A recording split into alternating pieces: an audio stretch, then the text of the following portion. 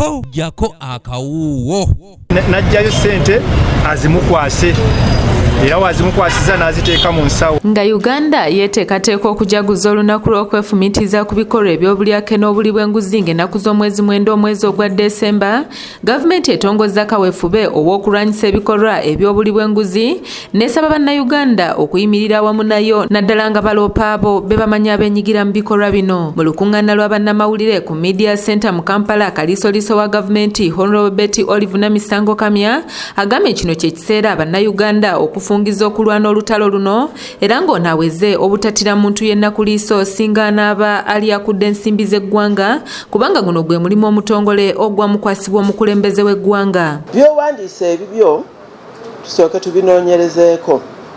Kaakati awo tuyitire abantu, kyetuvudde tukoowoola abantu mwetabe mu lutalo kubanga mmwe mubimanyi.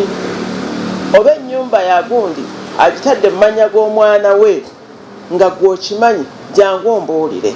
Nja kunoonyereza ku mwana oyo naye omwana mbuuza akola mulimu ki okubeera neki n'ennyumba. Naye nga information eyo esinga eri mu ki?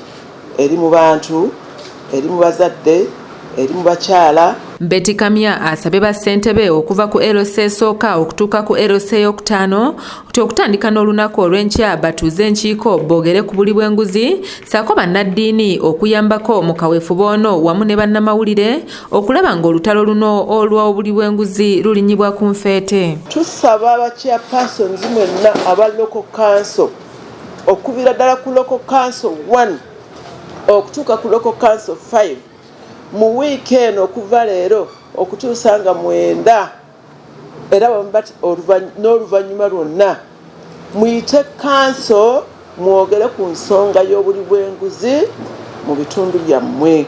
Chairman wa Council 1 yogera ku bulumi obuli mu kikyalo kyo olw'obuli bw'enguzi. Abalwadde abatalina ddagala. Kano Edith Nakalema nga yakulira akakiiko akalwanyisa obuli bw'enguzi okusinziira mu maka g'obwa pulezidenti agambye nti omulimu ogwabwe ogwabaweebwa kwe kukwatagana n'ebitongole ebyakakasibwa ssemateeka mu kulwanyisa obuli bw'enguzi okulaba ng'omuntu awaabye emisango gy'obulyake ko n'obuli bw'enguzi ayambibwa mu bwangu era nga buli lunaku agambye nti bafuna emisango egisukka mu 300. Ffe nga State House Anti-Corruption Unit omulimu gwaffe pulezidenti gwe yatuwa kwe kukwataganira awamu n'ebitongole ebiri mu constitution okulaba nga omuntu wa bulijjo nga reportinze ensonga ye ayambiddwa.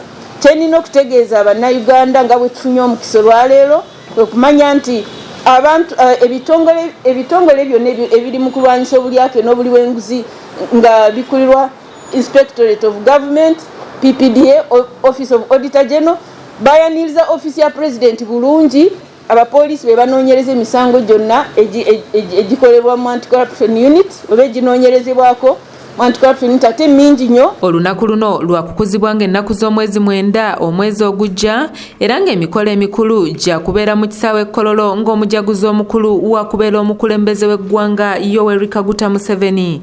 Uganda ejja kwegatta ku nsi yonna okukuza si kujaguza wabula kukuza olunaku olwatongozebwa United Nations General Assembly